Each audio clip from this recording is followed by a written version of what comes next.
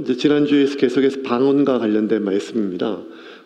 여러분 기억하시죠? 지난주에 방언, 통역, 예언 하는 하나님께서 주신 모든 귀한 것들 질서 있게 사용되지 아니하면 오히려 교회의 덕이 아니라 해가 된다. 그래서 모든 것들은 하나님께서 우리에게 주신 모든 것들은 다 귀한 것이다. 귀한 것들. 그러므로 질서 있게 사용함으로 올바르게 사용함으로 말미암아 교회의 덕을 세우라. 모든 것을 덕을 세우기 위한 것입니다.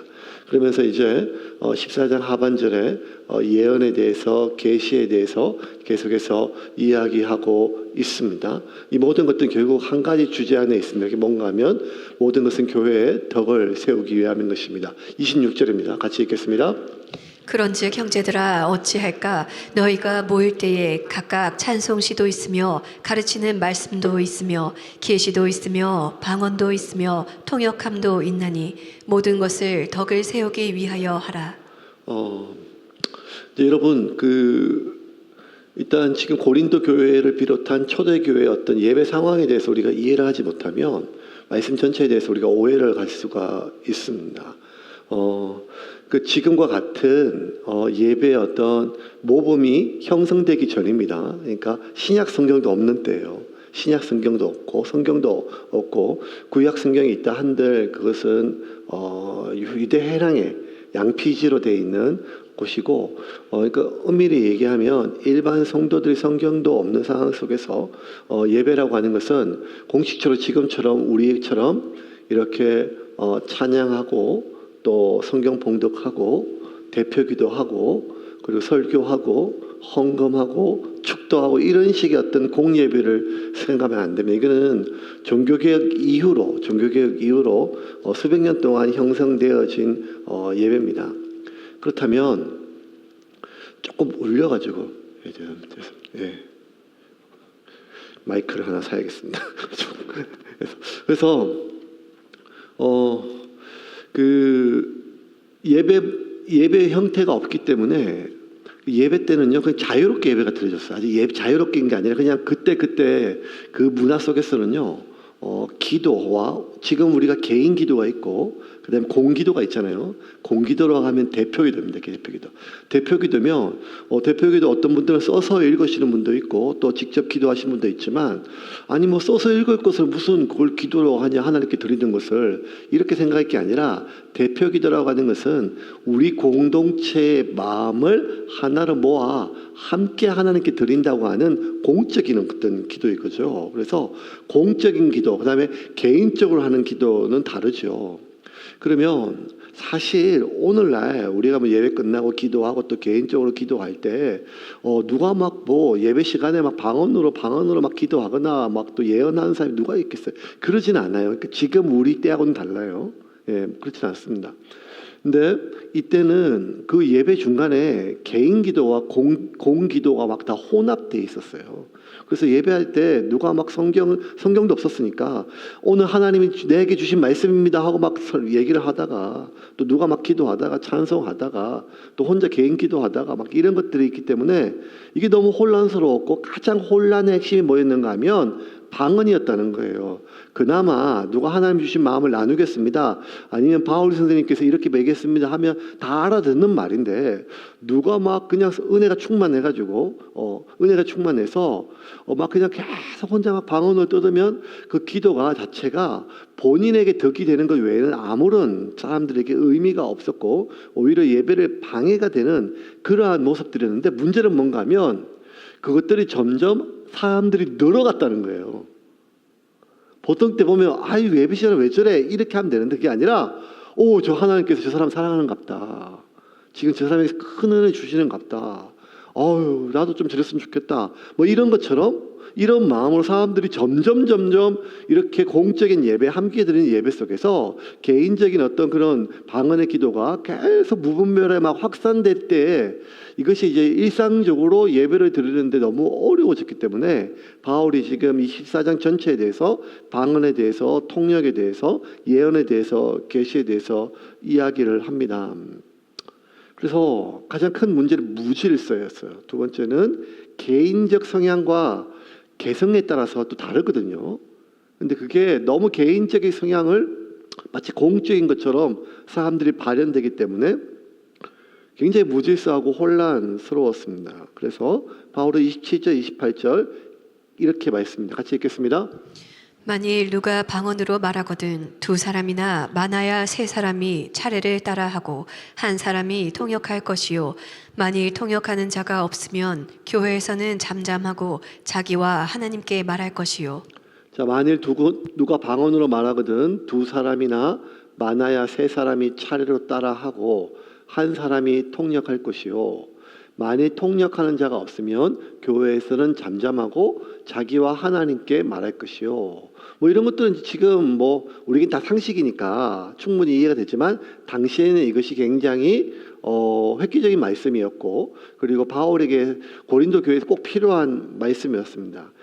결론부터 얘기하면 기도하고 예배 드릴 때 은혜가 아무리 충만하고 지금 막 터질 듯한 마음이 있다 할지라도 모든 것을 질서 있게 하고 품위 있게 하라. 이게 핵심이에요. 질서 있게 하고 품위 있게 하라. 예. 사실 이런 말씀이 오늘 세움교회는 별로 의미가 없어요. 여러분 좀 품위를 잃어버리고 열심히 기도하십시오. 오늘 더 뜨겁게 기도해야 돼. 더 뜨겁게 기도하고 막 중고등부 예배 때 막 진짜 불이 임하고 수련회 때 진짜 방언이 임하고 막 그러기를 매주 기도하거든요. 하나님께서 예배 가운데. 우리 장로교는 또 너무 조용하잖아요. 성령님보다 더 조용하게, 성령님보다 더 거룩하게 예배를 드리고 하는 게 또 장로교회니까요. 근데 그럼에도 불구하고 지금 바울이 고린도 교회에 얘기하는 것은 이 질서 있고 품위에 대한 말씀입니다. 그러면서 예언에 대해서도 얘기를 해요. 예언에 대해서 29절, 30절 같이 읽겠습니다. 예언하는 자는 둘이나 셋이나 말하고 다른 이들은 분별할 것이요 만일 곁에 앉아 있는 다른 이에게 계시가 있으면 먼저 하던 자는 잠잠할지니라. 자, 예언과 계시에 대해서 29절 예언, 30절 계시에 대해서 얘기했어요. 지난주 제가 예언에 대해서 말씀을 했죠. 예언은 미리 앞에 일어날 일에 대해서 예언하는 그게 아니라 하나님이 주시는 그 사람에 대한 위로와 권면에 대한 말씀입니다. 위로에 대한 권면. 그 첫 번째 예언이고 또 하나 뭔가 하면 하나님의 말씀이었어요. 여기서 하나님의 말씀이라는 게 뭔가 하면 그 성경이 없던 시기라 그랬잖아요. 성경이 없던 시기고 공적으로 이렇게 목사나 교역자나 뭐 이렇게 체계적으로 길러내는 시대가 아니었습니다. 그러면 설교란 것도 이렇게 체계적인 것도 아니었기 때문에 하나님의 말씀을 들은 사람, 하나님의 말씀을 배웠던 사람이 자기의 생각이 아니라 하나님이 주신 말씀을 근거로 공적으로 사람들에게 하나님의 뜻에 대해서 그 사람에게 혹은 개인에게 혹은 공동체에게 하나님의 말씀에 대해서 드러내고 가르칠 때 하나님 뜻을 가르칠 때 그것을 예언이라는 뜻으로 사용이 되었습니다. 그래서 이 하나님의 뜻에 대해서 하나님 말씀에 대해서 가르칠 때는 그 말씀을 듣는 사람 두세 사람이 함께 바울에게 처음에 들었던 말씀도 있고 하니까 말씀을 듣는 두세 사람이 이 말씀이 이 예언의 말씀이 이 하나님의 말씀이 과연 하나님의 말씀과 일치되는가를 서로 판단하고 점검하라고 하는 말씀입니다. 그리고 나서 30절에 계시에 대해서 얘기를 해요. 30절 같이 읽겠습니다. 만일 곁에 앉아 있는 다른 이에게 계시가 있으면 먼저 하던 자는 잠잠할지니라.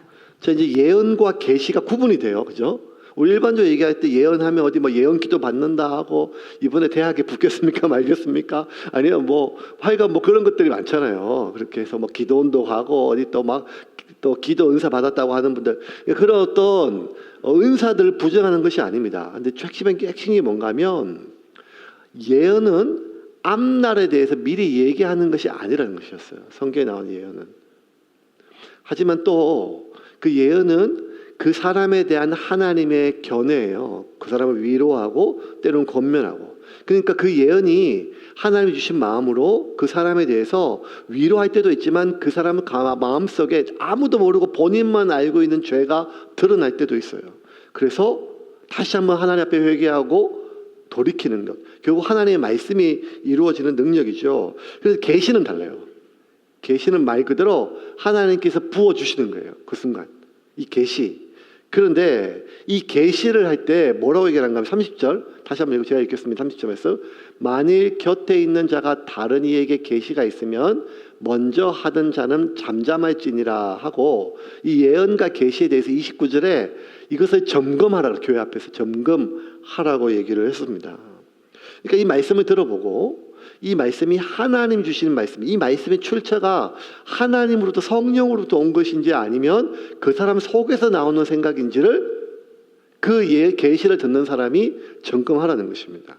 그리고 그것이 교회의 인정을 받고 교회의 권위를 받는, 그 교회 리더십의 인정을 받는 사람, 뭐 이런 것들인데, 결국 이제 우리가 여러분 사실 우리가 일반적으로 상식적으로 알고 있는 게 뭔가 하면 하나님의 마음, 하나님의 말씀, 지금 우리 교회 안에서 그런 사람은 없잖아요. 집사님 내 기도해 보니까 하나님께서 이번에 그렇게 하지 말래, 이렇게 말씀하시는 분은 없잖아요. 근데 사실 이렇게 말씀하시는 분들이 꽤 있어 왔던 것이 한국 교회예요. 네, 집사님 내가 기도해 보니까 이건 아닌 것 같아, 이런 식으로 하는 것들에 대해서. 그러니까 기도해 보는 것이니까라는 것. 근데 이게 평신도가 아니라 목사도 마찬가지입니다. 목사도 마찬가지입니다. 그런데 내가 기도하면서 들었던 어떤 마음, 기도하면서 들었던 어떤 마음, 이것을 점검하는 것에 대해서 이렇게 가르치는 분들도 있죠. 첫 번째는 하나님 말씀과 일치되는가. 두 번째는 그것이 평안으로 오는가. 여러 가지 이런 얘기들이 있습니다. 근데 여러분, 분명한 건 무엇인가 하면 내 안에 기도하는데 들었던, 아니면 고민하고 어떤 기도 가운데 들었던 마음 중에 내 안에 어떤 확신이 드는 마음들이 있어요. 그런데 그럼에도 불구하고 이것을 절대적으로 우리가 신뢰해서는 위험할 수가 있다는 거예요. 어제 이제 교회 오늘까지 다 마쳤죠. 다 이제 올라가시고 24분이 내려오셔가지고 이제 어제 교회에서 이제 교회 앞에 식사 교회에서 잘 대접하고, 교회에서 또 이렇게 다가도 대접하고, 교회 보고 너무 좋아하시고, 그 시찰회라는 게 만약에 노회 산하에 각 지교회를 시찰하는 그런 회예요.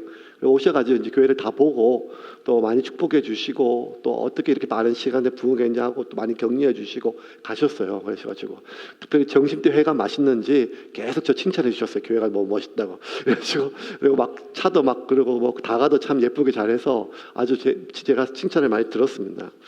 그래서 이제 제가 오래간만에 제가 이제 그 노회에 들어간 지가 제가 그 교회에 소속된 지가 한 30년 가까이 됐기 때문에 옛날 생각이 새록새록 나는 거예요. 그래서 제가 이제 석수교회 사임한 지가 한 15년 됐는데, 사임하기 한 1, 2년 전에 이제 어떤 일이 좀 있었는가 하면, 그 노회에 이제 오래 있었고, 한 교회에서 이제 석수교회가 그 중경기도에서 제일 큰 교회거든요.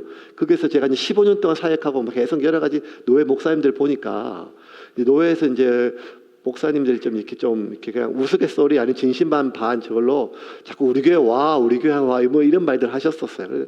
그러다가 저도 이제 부목사로서 이제 마흔이 다가오고 이렇게 되니까 그 중경기 노회에서 좀 꽤 큰 교회에서 목사님 한 분이 은퇴를 하세요. 그래가지고 그냥 할아버지 목사님, 좀 무서운 목사님이라 가지고 노회 때 맨날 피해 다녔거든요. 근데 제 개인 번호를 아셔가지고 전화가 오셨어요. 누구 아무개 목사입니다. 그러길래 목사님 안녕하세요. 그러니까 아무 말 안 하시고 다음 주일날 김창곤 목사님, 담임 목사님한테 얘기하고 우리 교회 설교하러 와요. 그러더라고요. 그래서 아니 목사님 무슨 설교니까 주일 와서 주일 설교하라고 얘기하래도. 제가 그게 무슨 말인지 몰랐어요. 그래가지고 제가 목사님 담임 목사님 여쭤보겠습니다 하니까 이제 목사님한테 여쭤보니까 목사님이 그거 목사님 은퇴하시니까 선 보려고 하는 거다. 그러니까 목사님 순간 멈칫하셨어요.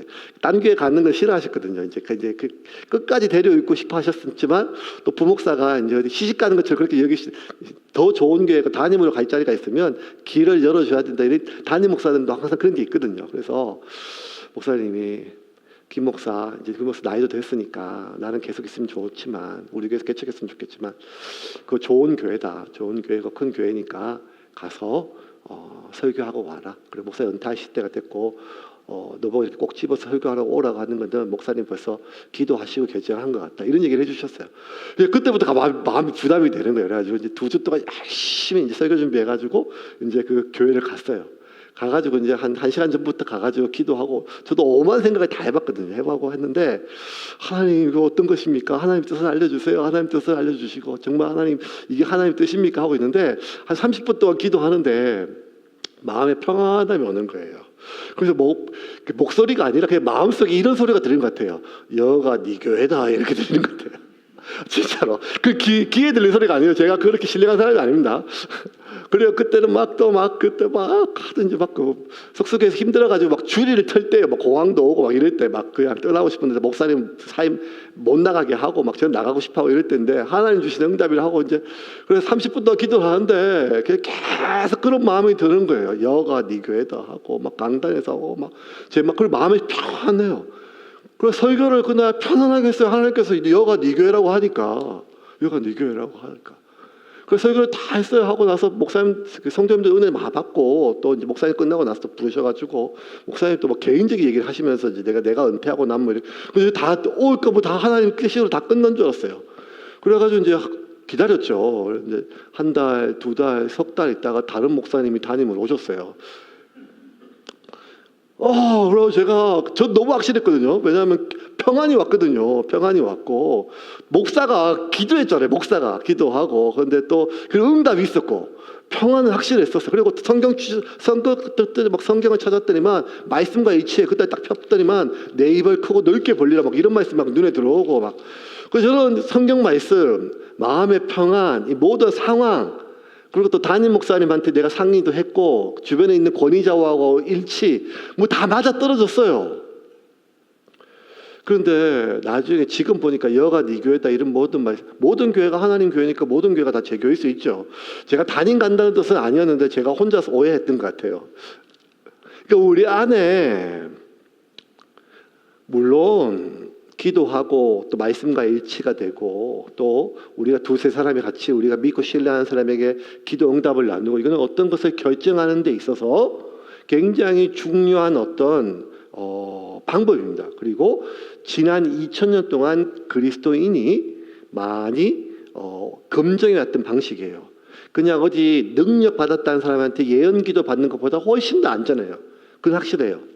하지만 그럼에도 불구하고 우리가 하나님의 음성이라고 하고 그리고 그때 내 마음에 드는 많은 것들 하는 것들 평안이 오고 하는 것들 중에 우리의 지성, 감성, 의식 분명한 것은 무엇인가 하면 하나님이요 나에게 하실 말씀은 이미 이 1500년 동안 주셨던 66권의 기록된 말씀 안에 다 있다는 말씀이에요.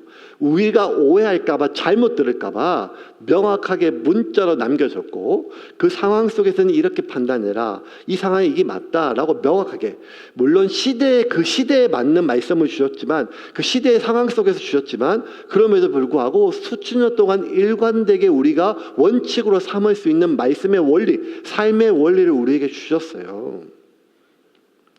그러므로 때로는 어떤 하나님께서 우리에게 어떤 은사들을 주시고 그것이 예언일 수 있고 심지어 계시일 수 있지만 중요한 것은 우리가 우리 마음에 드는 어떤 생각이나 감정이나 느낌을 꼭 그것이 하나님의 말씀으로 우리가 확신하게 된다면 우리 지나보면 굉장히 우리가 실수를 많이 할 수가 있다는 것입니다.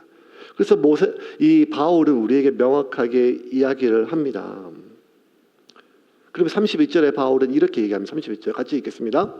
너희는 다 모든 사람으로 배우게 하고 모든 사람으로 권면을 받게 하기 위하여 하나씩 예언할 수 있느니라. 자, 모든 사람에게 배우게 하고 모든 사람에게 권면하기 위하여 하나씩 예언하게 하라.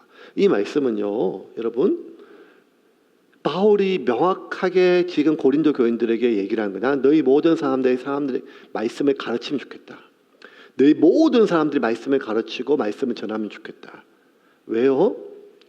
여러분, 말씀은 내가 들을 때보다, 내가 받을 때보다, 내가 읽을 때보다 말씀은 내가 전할 때 나에게 더 능력이 있습니다. 그렇지 않아요, 여러분? 복음은요, 내가 받을 때보다 내가 복음을 전할 때 복음을 그 받는 사람보다 전하는 나에게 훨씬 더 능력이에요. 그래서 바울은 너희 모두가 말씀을 가르치는 자가 되기를 원한다고 이야기를 합니다. 이게 굉장히 중요한 원리예요, 여러분. 여러분, 용돈은요, 그 돈을 받을 때 그 돈이 얼마나 큰지 알아요? 아니면 그 돈을 줄 때 이게 얼마나 큰 돈인지 알아요? 줄 때 알죠. 받을 때는 잘 몰라요. 선물이란 게 그래요. 선물이란 게 그래요. 받을 때보다 줄 때 알죠. 줄 때 알죠. 예. 제가 세운교회 있으면서 2번 딱 얘기했어요. 전체적으로 리더십들에 공식적으로 이제 명절 때나 이럴 때 담임 목사에게 선물하지 마라. 부교육자들은 뭐 전 사람들은 또 부족하니까 많이 드리되 담임 목사. 저는 뭐 이유는 한 가지예요. 주는 자가 받는 자보다 복이 있는데 저는 다 못 드리거든요. 그런데 제가 받으니까 감사하죠. 바울도 너희는 말씀을 가르치는 자와 좋은 것을 같이 해라. 귀하게 여기고 좋은 것을 드려라. 바울도 그렇게 얘기했어요. 근데 분명한 거는 제가 한번 마음을 먹고 이렇게 선물을 할 때가 있거든요. 또 어디 저도 또 선물할 때가 있으니까 그럴 때마다 사과 한 박스 아니면 뭐 하나 살 때마다 이게 돈이 사실은 이게 부담이 되는 거예요. 하는 것들. 그래서 확실히 선물은 받을 때보다 줄 때 이게 얼마나 값어치가 있는지를 아는 거예요. 여러분 죄송합니다. 이 귀한 말씀을 이런 거에 자꾸 빗대가지고. 근데 여러분 이거 정확한 비유 같아요. 비유 같아요.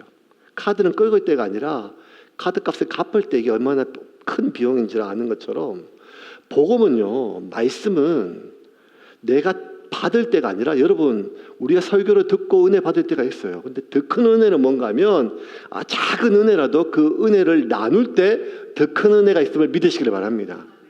그래서 여러분 모든 세운교회에 있는 모든 수는 말씀이 나눠져야 돼요.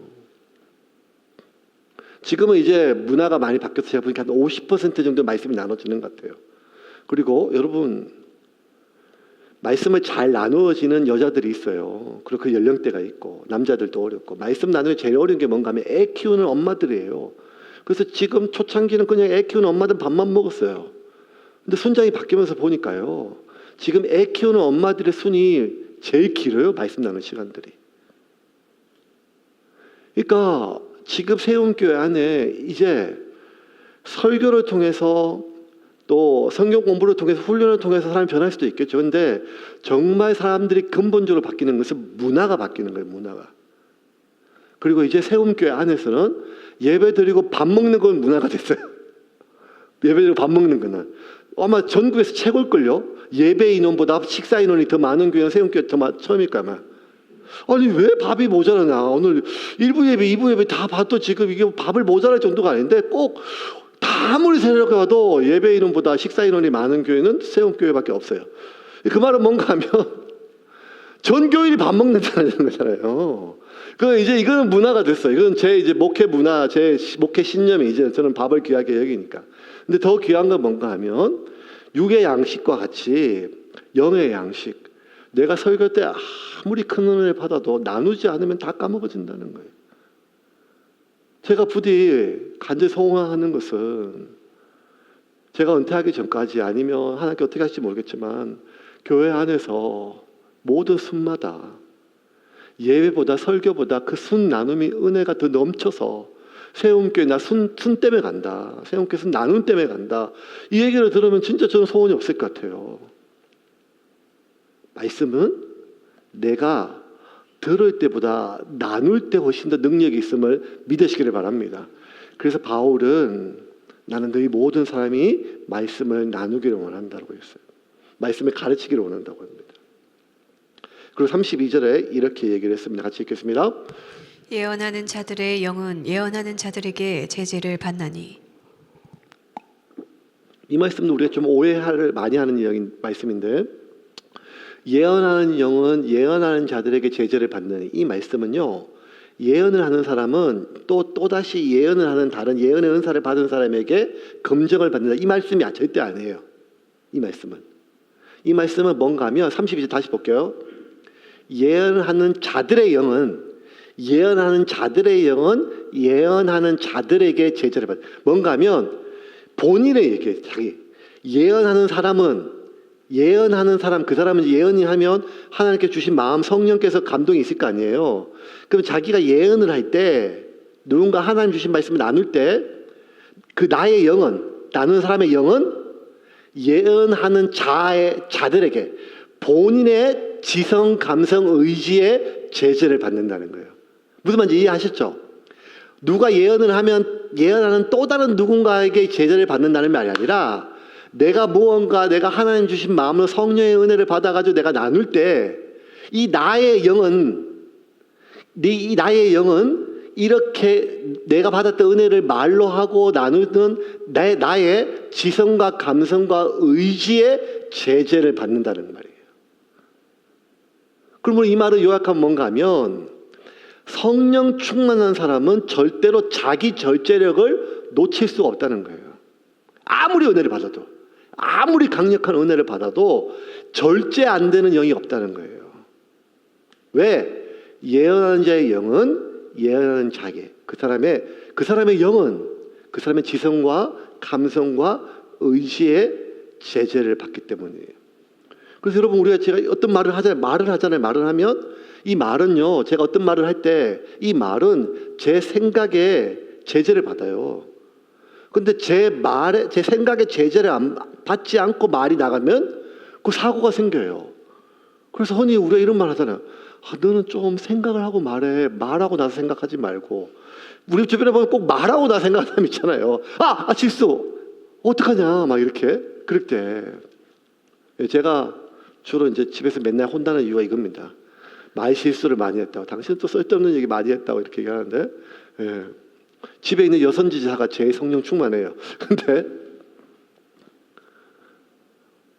내가 내 생각에 제재를 받듯이 예언하는 자의 영은 예언하는 사람 본인의 지성과 감성과 의지의 제재를 받습니다. 이해하시겠죠? 왜? 성령의 열매가 있잖아요. 성령의 열매의 가장 마지막 열매가 뭐예요? 절제거든요. 성령의 9가지 열매, 갈라디아서 5장 22절부터 25절까지 같이 읽겠습니다. 오직 성령의 열매는 사랑과 희락과 화평과 오래 참음과 자비와 양선과 충성과 온유와 절제니 이 같은 것을 금지할 법이 없느니라. 자, 여러분, 그리스도 예수의 사람들은 육체와 함께 거정과 정욕과 탐심을 십자가에 못 박았느니라. 만일 우리가 성령으로 살면 또한 성령을 행하는데 그 성령을 행하는 게 뭔가 하면 사랑으로 시작해서 절제로 끝나는 거예요. 22절 다시 볼게요. 제가 읽어드릴게요. 22절과 23절. 오직 성령의 열매는 사랑으로 시작해요. 모든 것은 사랑이잖아요. 사랑과 희락과 화평과 오래 참음과 자비와 양성과 충성과 온유와 절제. 결국 성령의 마지막 완성은, 열매 마지막은 절제입니다. 그래서 성령의 열매는 결국 자기 절제를 얘기했어요. 그러면 이제 여기서 좀 우리가 충돌이 일어나요. 한국교회가 굉장히 빠른 속도로 부흥하는 데 있어서 기도의 뜨거운 열정은 이는 부정할 수 없는 사실입니다. 전 세계 어디를 가도 어떤 신학교에 가도 여러분 코리안 스타일로 기도하자고 할 때 통성기도를 해요. 통성기도라고 할 때 뭐라고 하면 성경적 기도 이렇게 얘기하지 않아요. 합심기도라고 하지 않아요. 코리안 스타일, Let's pray in Korean style 이렇게 얘기해요. 깜짝 놀랐어요. 예. 미국에 있는 대학 총장님도 그렇게 하더라고요. 막 할 때 Let's pray in Korean style 이렇게. 그럼 뭐라고 하면 사람들이 주여 삼창이에요. Lord 이렇게. 주여 삼창 이것도 여러분 이 한국이 수출하는 게 한류만 있는 게 아니라 이게 뭐 주여 삼창 주기도 뭐 이런 거 다 지금 약간. 그래서 전 세계에서 한국 교회 하면 뭐가 있는가 하면 기도, 새벽기도, 금요기도회, 기도의 영성 뭐 기도하고 하는 것더라고. 필리핀에 이제 단기 선교 가보면 필리핀 현지인 개신교들이 약하거든요. 가톨릭은 강한데 하면 현지에 있는 목사님들이요, 그 청년들이 가도 뭘 하는가 하면 기도해 달라고 그래요. 안수기도 해달라고. 목사님들이 청년들한테 그 기도의 어떤 하나님께서 기름 부으심을 받으려고 하나님 교회가 너무 약하고 무기력하고 본인도 그렇고 성도도 그렇고 성령께서 우리의 기름 부어달라고 그 젊은 청년들에게 그 목사님들이 손을 얹고 기도해달라고 하세요. 그만큼 한국 교회는요 뜨거운 기도의 영성 또 하나 기도원이나 아니면 어떤 그런 부흥회나 사경회나 이 말씀에 대해서 큰 은혜가 있었고, 그때마다 지금 여기 앉아 있는 여러분들 대부분은 어쨌든 결국 교회에서 예배의 자리를 지키고 그리고 기도의 자리를 지키는 사람들 어떤 분들인가 하면 은혜를 받았던 사람들이고, 그 은혜라고 하면 말씀의 은혜, 성령의 은혜였었어요. 이거는 부정할 수 없는 사실이에요. 그리고 지금도 다음 세대에게 가장 부족한 것입니다. 인격적으로 하나님을 만나고 성령의 은혜를 경험하는 것. 그런데 그럼에도 불구하고 그 신비주의, 그리고 무언가 좀 더 특별한 은혜, 기적 같은 남들보다 다른 은혜, 그래서 이 하나님께서 주셨던 이런 많은 은사들을 잘못 사용함으로 말미암아 문제가 됐던 것들도 사실이죠. 그 가장 문제의 핵심이 뭐였는가 하면 절제하지 못함입니다. 품위를 잃어버리게 되는 것입니다. 함부로 얘기하고 자기의 생각을 마치 하나님의 생각인 것처럼 그렇게 오형되어졌을 때 하나님이 주셨던 은사들이 오히려 오해받게 만드는 일들이 우리 가운데 있었습니다. 그래서 바울은 33절에 가장 중요한 것은 절제인데 그것은 질서와 조화의 문제라는 것입니다. 33절 같이 읽겠습니다. 하나님은 무질서의 하나님이 아니시오 오직 화평의 하나님이시니라. 모든 성도가 교회에서 함과 같이. 하나님은 무질서의 하나님이 아니시오 오직 화평의 하나님이시라. 모든 성도가 교회에서 함과 같이. 하나님 무질서가 아니라 질서의 하나님이라는 거예요. 그리고 화평의 하나님이라는 거예요.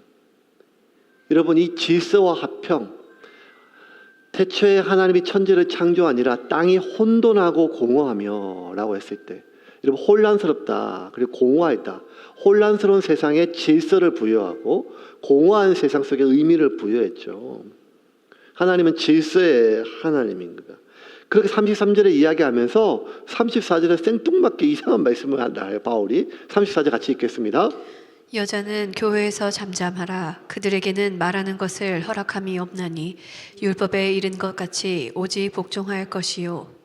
자, 34절도 가장 오해받는 말씀입니다.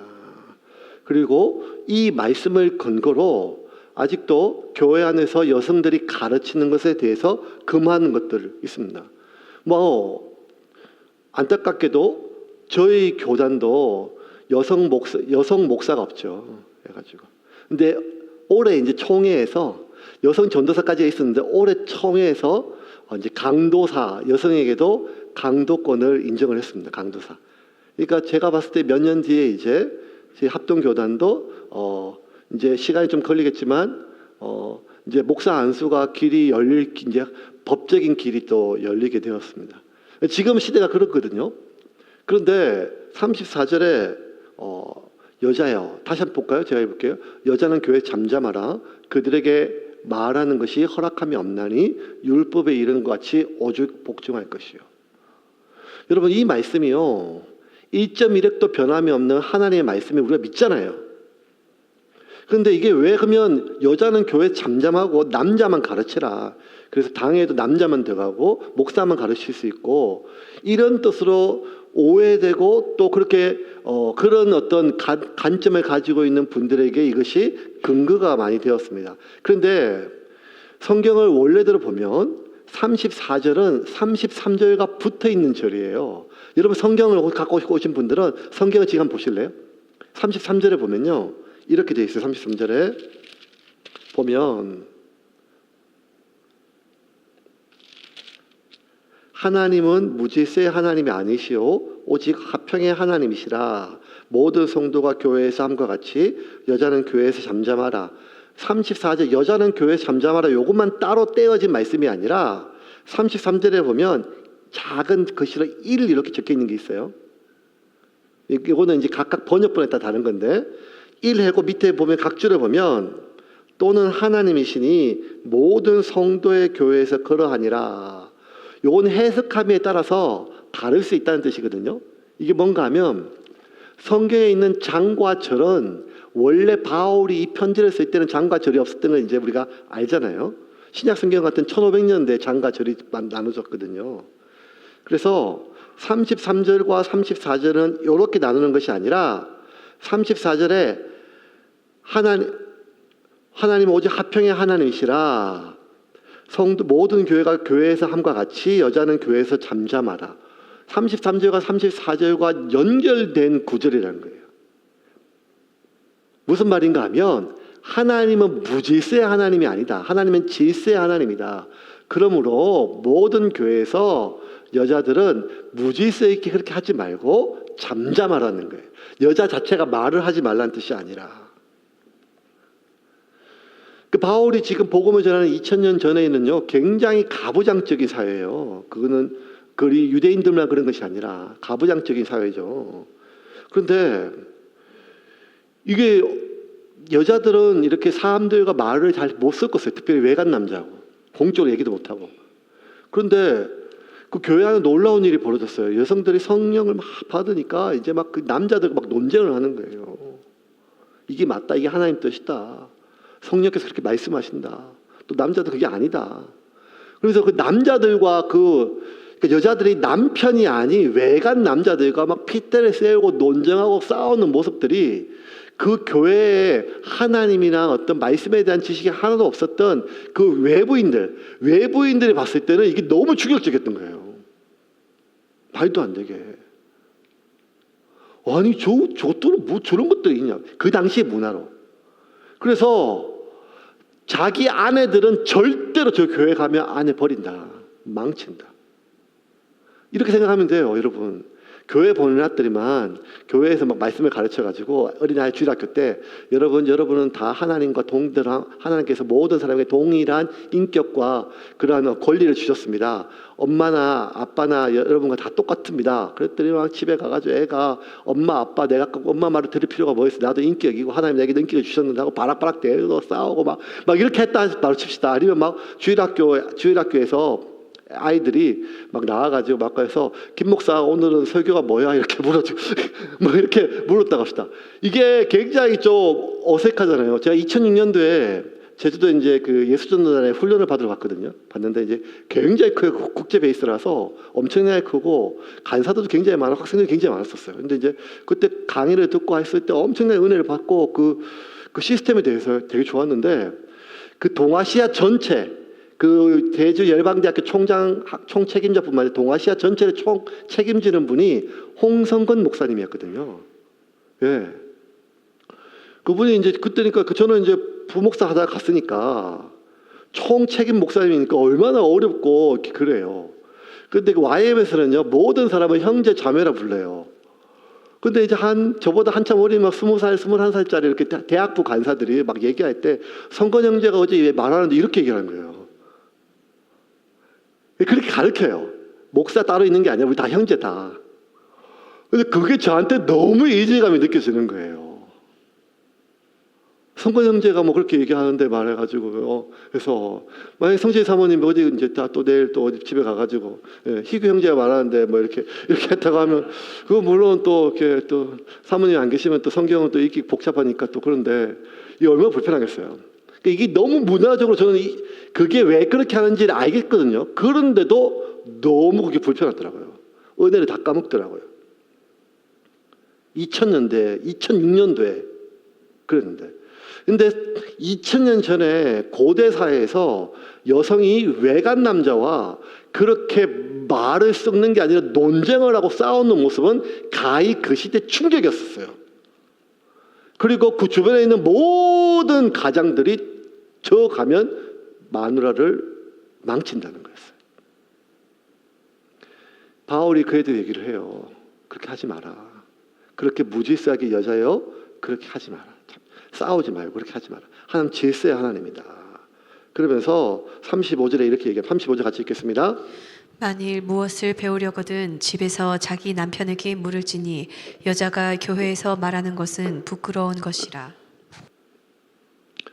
집에서 남편에게 물어라. 남편에게 물을 게 뭐 있어요? 예수 잘 안 믿는 거. 나보다 믿음. 대부분의 가정이에요, 여러분. 신앙적으로는 여성들이 더 깊어요. 전부가 아니라 대다수의 가정들. 왜냐하면 여성들이 더 남성보다 영적이에요. 이건 제가 한 말이 아니라 여러분 지금도 뭐 개신교에는 여자 목사가 있지만 카톨릭은요 여성은요 신부가 될 수 없어요. 엄격해요 여성에 대해서. 특별히 가장 마지막 관문이. 근데 가톨릭에 있는 대주교가 있단 말이에요. 뭐란가 하면 여성이 남성보다 더 영적이다. 왜냐하면 여성만이 육과 영이 만나는 곳이에요. 여성이 아이를 가질 때 아이 자궁에 육이잖아요. 육. 아이가 생겨요. 그럼 아이가 착상되는 순간부터 영혼이 임하거든요. 신학적으로. 그렇게 아이가 그러면 내 몸에서 아이라고 하는 태아라고 하는 아이 육체가 생겼고 그리고 그 육체가 착상되어질 때 하나님께서 그 영혼을 내 여성의 몸 안에 집어넣어줘요. 그러면 여성만이 영과 육이 만나는 신비한 몸이에요.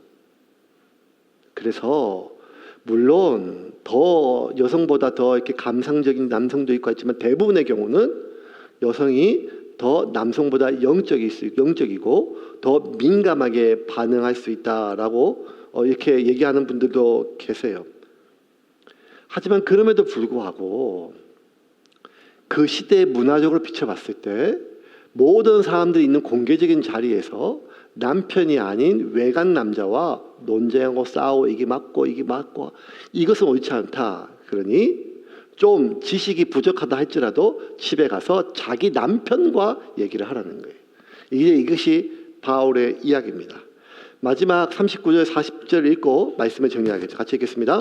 그런즉 내 형제들아 예언하기를 사모하며 방언 말하기를 금하지 말라. 모든 것을 품위 있게 하고 질서 있게 하라. 그런즉 내 형제들아 예언하기를 사모하며 방언하기를 금하지 말라. 모든 것을 품위 있게 하고 질서 있게 하라. 그리고 여기서 이제 결론입니다. 모든 것을 품위 있게, 질서 있게. 방언이나 통역이나 예언이나 그 어떤 것도 금하지 말라. 귀한 것입니다. 우리가 더 기도하고 하나님 앞에 내 영이 강건해지기 위해서 사용해서 영으로 기도하고 또 마음으로 기도하고 영으로 찬양하고 마음으로 찬양하고 방언으로 또 예언으로 서로 권면하고 말씀으로. 그래서 하나님께서 세움교에 있는 모든 성도들 하나하나가 영적으로 강력해지기를 주님의 이름으로 축원합니다. 근데 그 모든 것들은 결국 교회의 덕을 위해서 하나님 주신 이 귀한 은사들이 아름답게 사용되기 위해서는 질서가 있어야 되는 것입니다. 그 질서란 말은 결국 조화를 뜻해요. 조화. 가장 깊은 성령의 열매는 절제입니다. 온유와 절제. 사랑으로 시작해서 온유와 절제입니다. 있어야 될 자리를 떠나는 것이 죄잖아요. 하마르티아. 있어야 될 자리를 있는 것이 질서와 조화입니다. 그래서 여러분 품위는요 고상한 말, 고상한 태도, 할렐루야 뭐 이런 게 아니라 하나님이 우리에게 말씀하신 품위는 조화입니다. 조화. 그럼 이 조화하는 것은요 미술적 조화가 있고 그 다음에 미술적 하나됨, 음악적 하나됨이 있어요. 미술적 하나됨은 뭔가 하면 빨간색, 노란색, 파란색 다 섞으면 회색이나 검정색이 돼요. 자기 색깔이 없어지는 거예요. 그래서 이 조화를요 마치 교회 안에서 조용해. 담임 목사님 그렇게 결정해서 다 그렇지. 누가 했으면 다 조용해. 다 순종해. 이게 아닙니다. 모든 사람 개인의 의견을 다 묵살하고 그냥 순종만 하는 거 이게 조화가 아니에요. 그냥 한 가지 색깔로. 그게 조화가 아니에요. 성경에서 우리에게 말하는 조화는 미술적 조화가 아니라 음악적 조화입니다. 음악은요 자기를 잃지 않아요. 도, 미, 솔 각각이 같이 움직이면 일도하음이라고 하는 귀한 하음이 생겨요. 자기 목소리가 없어지지도 않고 하지만 다른 사람과 같이 화음이 이루어지죠. 여기서 중요한 원리입니다. 그게 뭔가 하면 다른 사람과 함께 2025년도 세움교회의 방향성 2024년은 우리가 깊이였잖아요. 깊이. 2025년은 품위입니다. 품위. 그 품위는 조화입니다. 함께 가는 것입니다. 하나님께서 세운께 각 사람에게 주셨던 은사가 있습니다. 각 사람에게 주셨던 성격이 있습니다. 각 사람에게 주셨던 능력이 있습니다. 각 사람에게 주셨던 기질, 그리고 그 사람이 지금까지 살아왔던 모든 문화가 쌓여 있습니다. 이것들을 다 묵살해서 그냥 누구 한 사람의 방향에 맞춰서 다 가고 이것이 아니라 이제 하나님께서 주셨던 이 모든 사람들의 은사가 다른 사람과 함께 조화를 이루어 품이 있는 그리스도인이 되기를 주님의 이름으로 축원합니다. 예수님께서 죄인들과 같이는 죄인이 되셨고 말씀이 가진 사람들의 말씀의 선생이 되신 것처럼 바울이 가난한 자에게는 가난하게 처하고 배운 사람에게는 배운 자처럼 한 것처럼 2024년, 2025년 맞는 이 시기에 하나님께서 우리에게 주셨던 말씀은 이것입니다. 품이 있는 그리스도인입니다. 그것은 조화입니다. 그 조화를 통하여 하나님께서 여러분의 한 명 한 명을 바로 세우시고 여러분의 가정을 세우시고 우리의 교회를 온전히 세우실 줄을 믿으시기를 바랍니다.